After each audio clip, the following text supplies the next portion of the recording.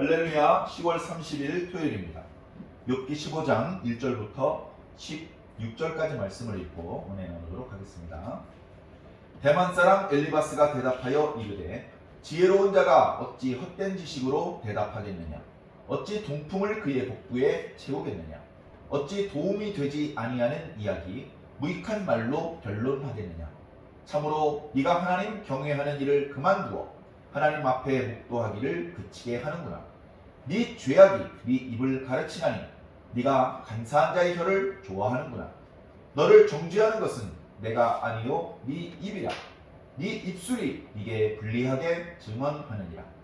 네가 제일 먼저 난 사람이냐? 산들이 있기 전에 네가 출생하였느냐?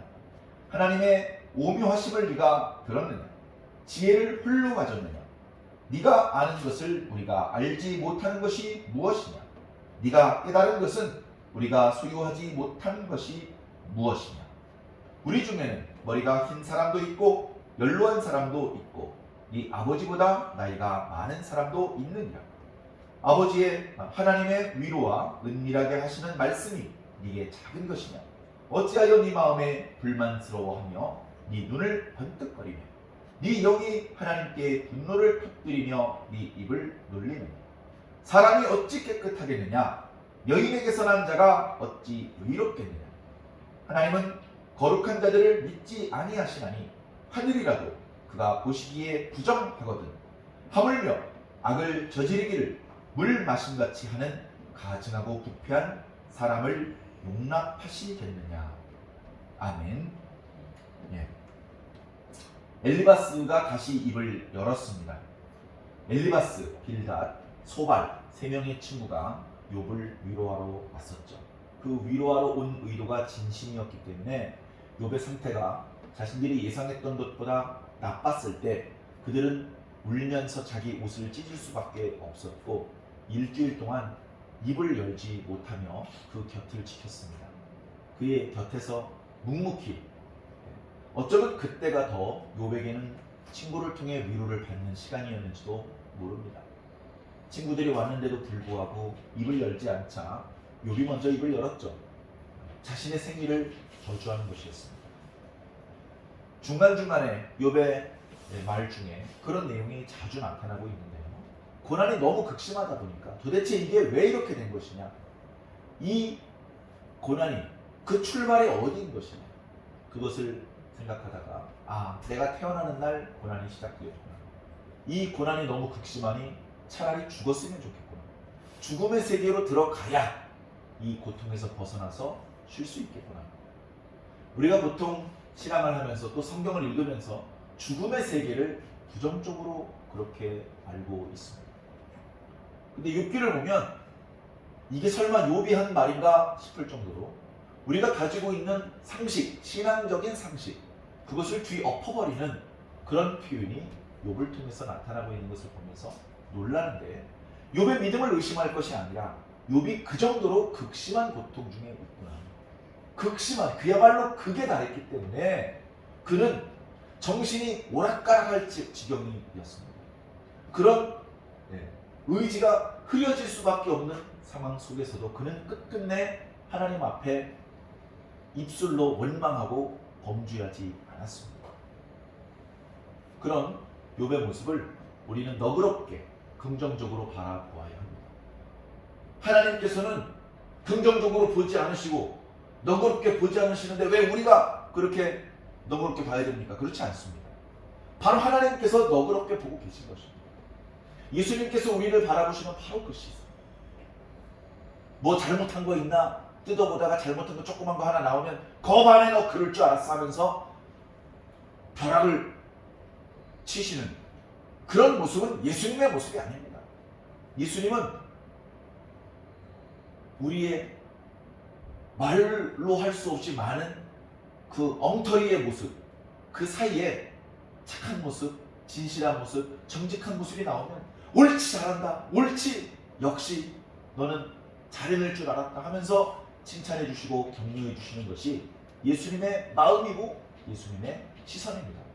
우리가 예수님의 제자라면, 우리가 예수님을 믿는 사람이라면 바로 그 예수님의 눈빛, 바로 그 예수님의 두근거림으로 옆에 있는 형제, 옆에 있는 이웃들을 바라보아야 될 것입니다.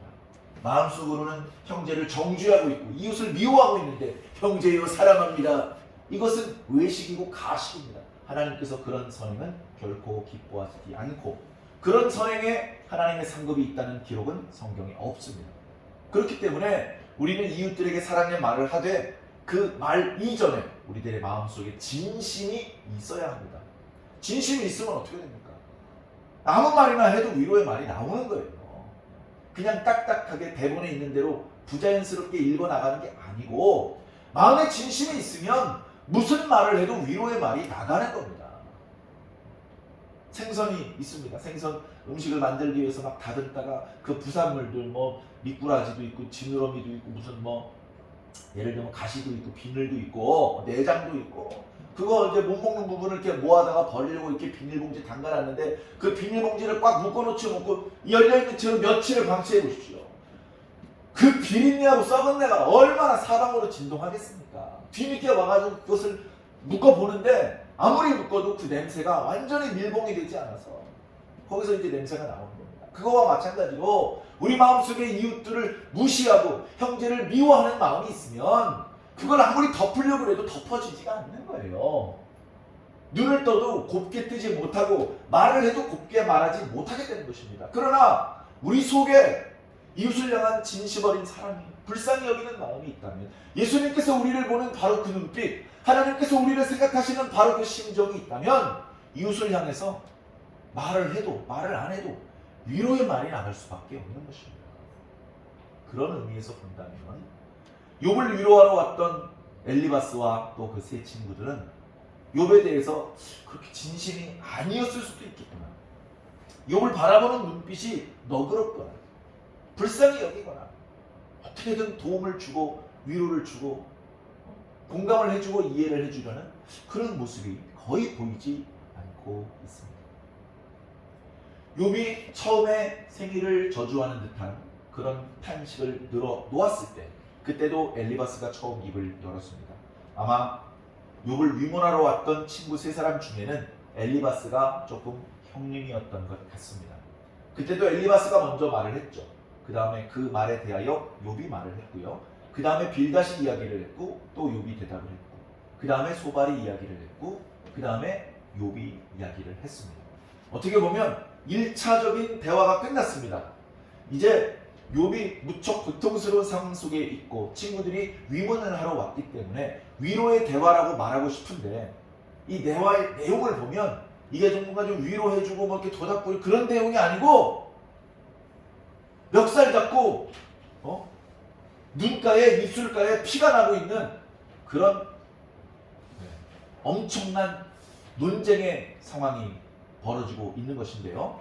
이제 2라운드가 시작되는 것입니다. 2라운드. 또 엘리바스가 말하기 시작을 합니다. 그럼 욥이 말하고 그 다음에 빌닷이 말하고 또 욥이 말하고 그 다음에 소반이 말하고 또 욥이 말하고 그게 끝나고 또 3라운드도 있어요.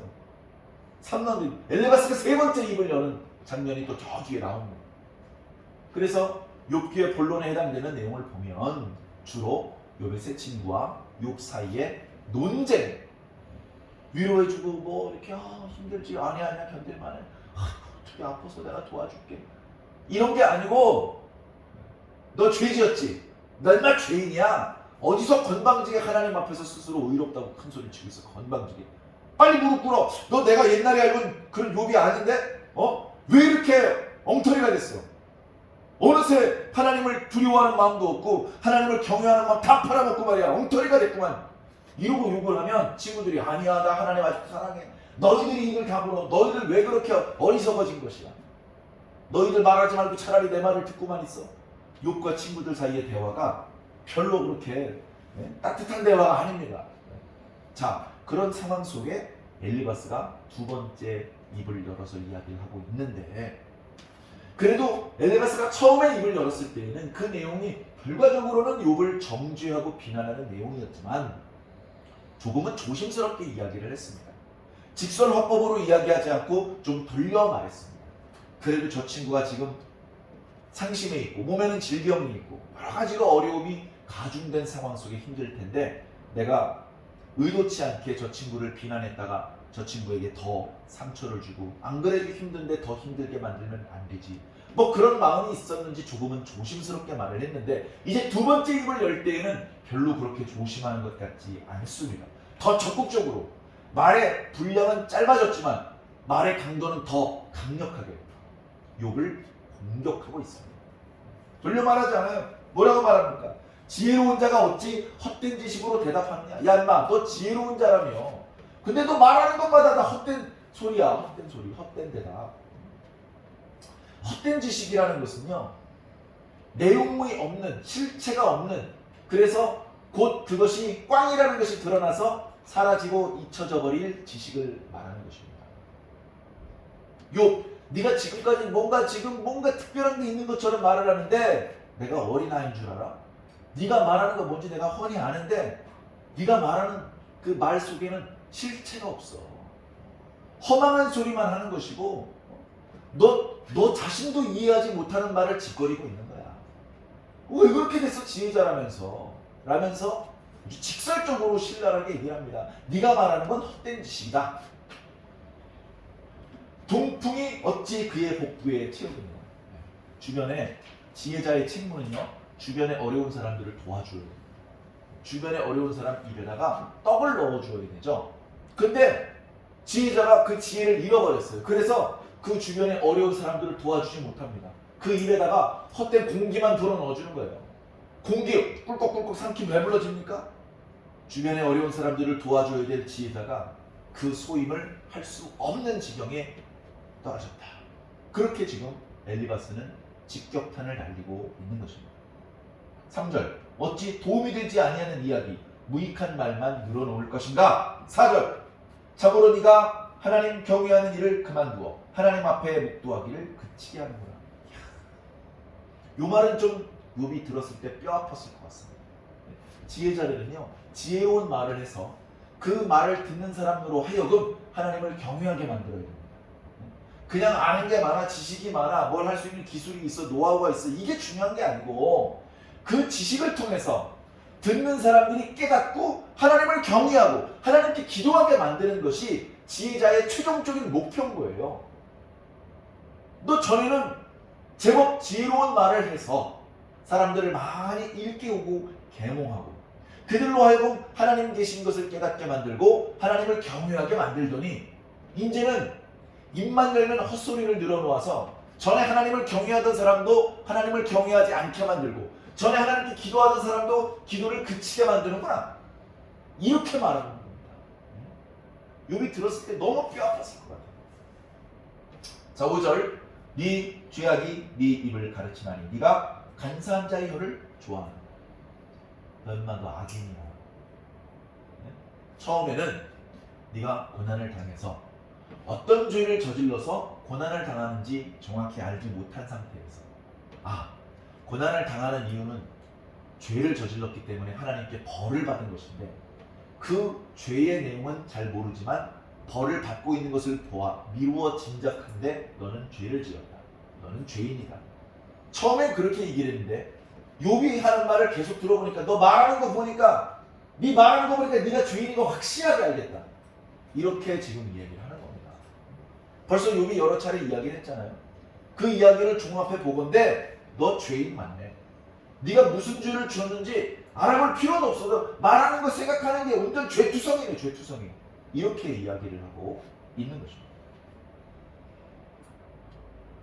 너를 정죄하는 것은 내가 아니요 네 입이라.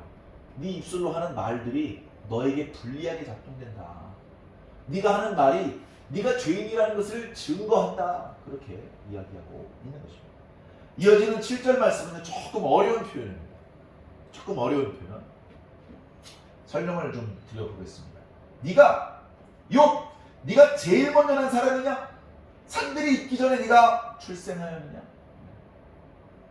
자, 네가 첫 번째 있었던 사람이냐? 이런 뜻이에요. 그런데 우리는 첫 번째 있었던 사람 하면 아담을 떠올리잖아요. 그런데 지금 엘리바스가 말하는 첫 번째 사람은 아담을 얘기하는 게 아니에요. 우리가 아담이 언제 창조되었는지 잘 알고 있습니다. 아담은 산이 만들어진 다음에 창조된 존재입니다. 맞죠? 하나님께서 1월 성취를 만드시고 바다의 생물들 또 육지의 동식물들을 만드시고 맨 마지막에 인간을 창조하셨잖아요. 산을 만드시기 전부터 있었던 인간이 아니에요. 아담은 그보다 맨 한참 뒤에 만들어진 존재입니다. 그럼 여기서 엘리바스가 말하는 처음 있었던 사람은 누구를 가리킬까요? 그 처음 있었던 사람의 존재에 대해서는 지금은 우리 잘 모르죠. 그런데 고대의 지혜자들이 말할 때는 지혜자들에게 관심이 있어요. 당연히 그렇겠죠. 내가 야구 선수야. 야구 선수, 축구 선수 뭐 관심 없어. 뭐 손흥민 정도는 기억을 하는데 뭐 그 이게 잘 몰라. 누가 어떤 선수가 있는지 잘 몰라요. 그죠? 내가 야구 선수인데 그 중에서도 투수야. 그럼 누가 홈런 타자인지 별로 관심 없어. 어떻게 하면 도루를 더 할 수 있는지 관심 없다고. 투수 중에서 자기가 존경하는 사람도 있고 자기가 어떤 선수하고 이렇게 비슷하다고 투수에 대해서 생각을 하는 거죠. 예를 들면 지혜자들은요, 누가 돈을 잘 버는지 누가 싸움을 잘하는지 관심 없어요. 지혜자들은 누가 지혜자인가, 누가 고대에 유명한 지혜자가 있었나, 우리 시대에는 누가 지혜인가, 우리 동네에는 누가 최고의 지혜자고 저쪽 동네에서는 누가 제일 유명한 지혜자인가. 지혜자들은 지혜자에 관심이 있는데요, 고대의 지혜자들이 한결같이 말하는 것이 세상에서 가장 지혜로운 사람은 최초에 있었던 사람이다 라고 그렇게 입을 모아서 이야기를 했습니다. 최초의 사람이 있었습니다. 최초의 사람.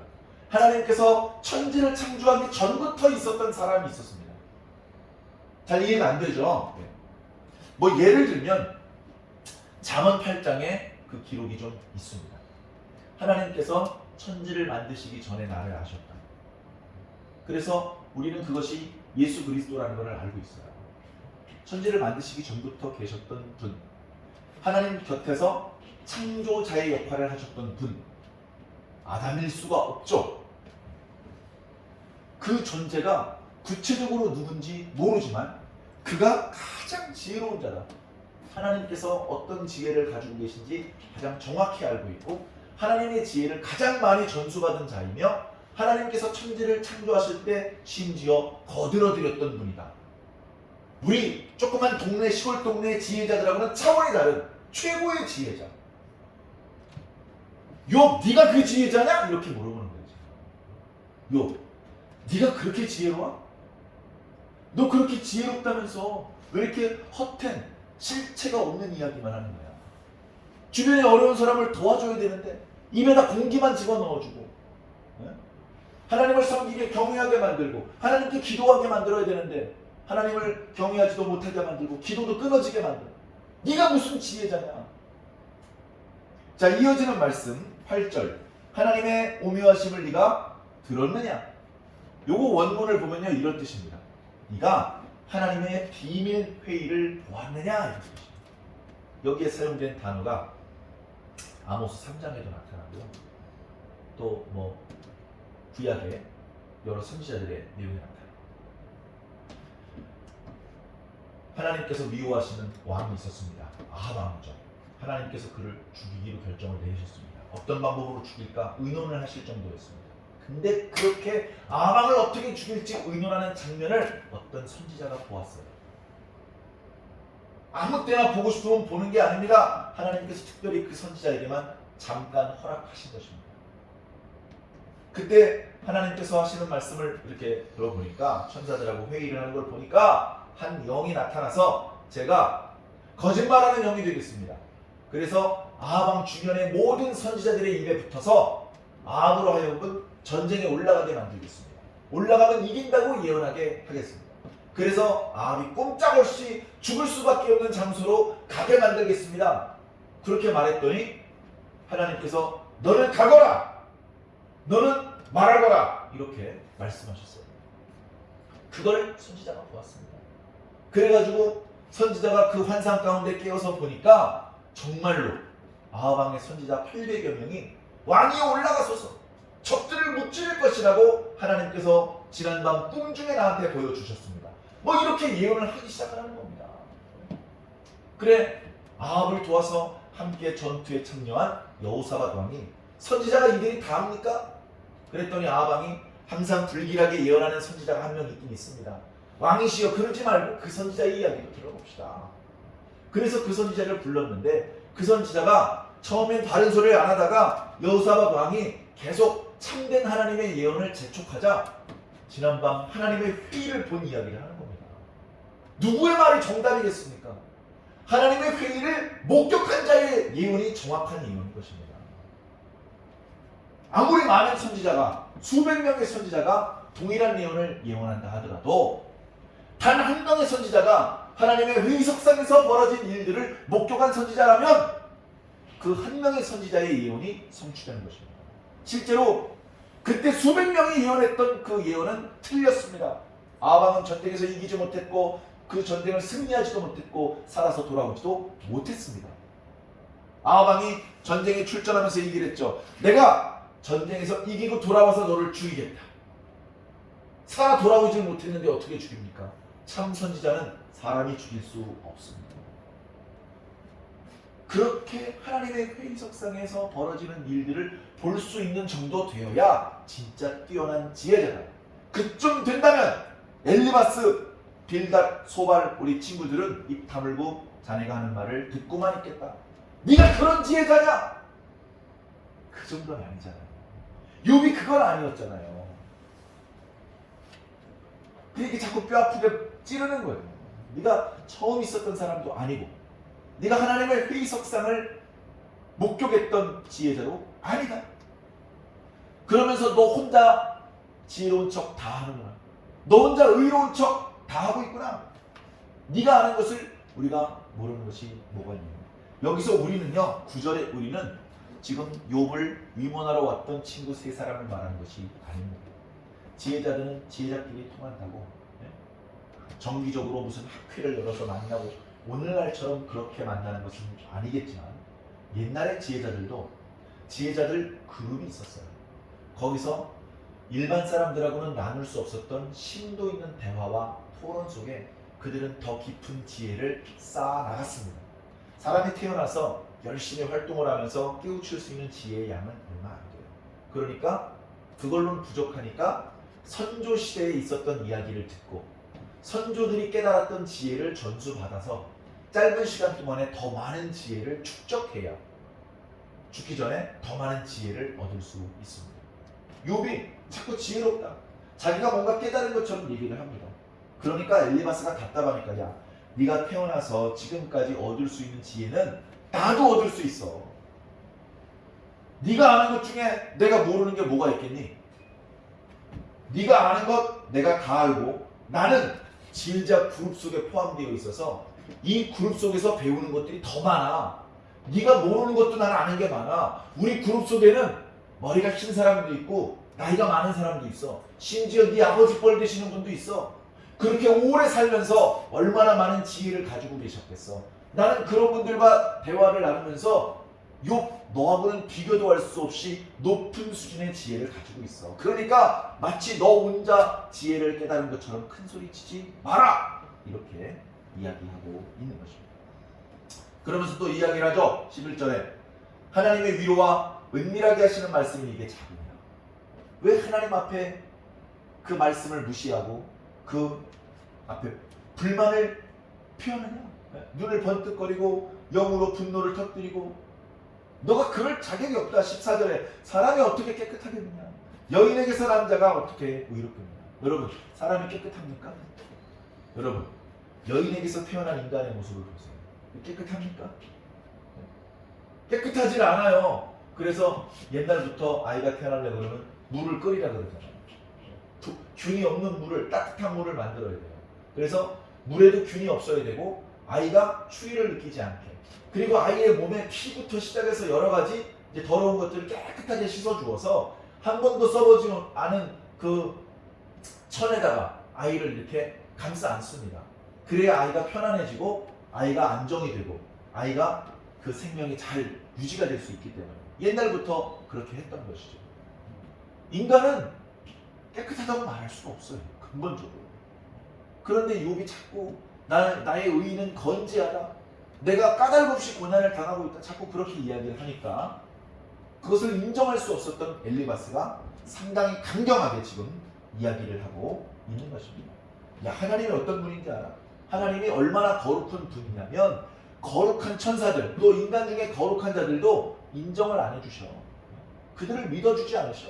우리가 하늘은 깨끗하다, 하늘은 거룩하다 그렇게 추앙하고 있지 하늘도 하나님께서는 인정하지 않으시는데 하물며 죄 짓는 것을 밥 먹듯이 하는 우리들이 하나님 앞에 어떻게 의롭다고 스스로 말할 수 있겠나? 이복의 친구 정신 차려! 넌 죄인이야! 또 회개해야 돼요. 이제 엘리바스가 그렇게 이야기하고 있는 것입니다. 자, 엘리바스의 이야기가 다 맞는 것 같아요. 근데요, 늘 드리는 말씀이지만 엘리바스가 모르는 게 있어요. 엘리바스가 욥보다 나이가 많은지 모르겠습니다. 욥보다 많은 경험을 했고 또 더 많은 지혜와 경험이 있는 분들과 교류를 하면서 많은 깨우침을 가지고 있는지 모르겠습니다. 그러나 또 엘리바스가 모르는 게 있어요. 엘리바스가 모르는 게 있어요. 여러분, 누가 진짜 지혜자입니까? 지혜는 다수결로 해결할 수가 없어요. 여러분, 나이가 많으면 자동으로 지혜자입니까?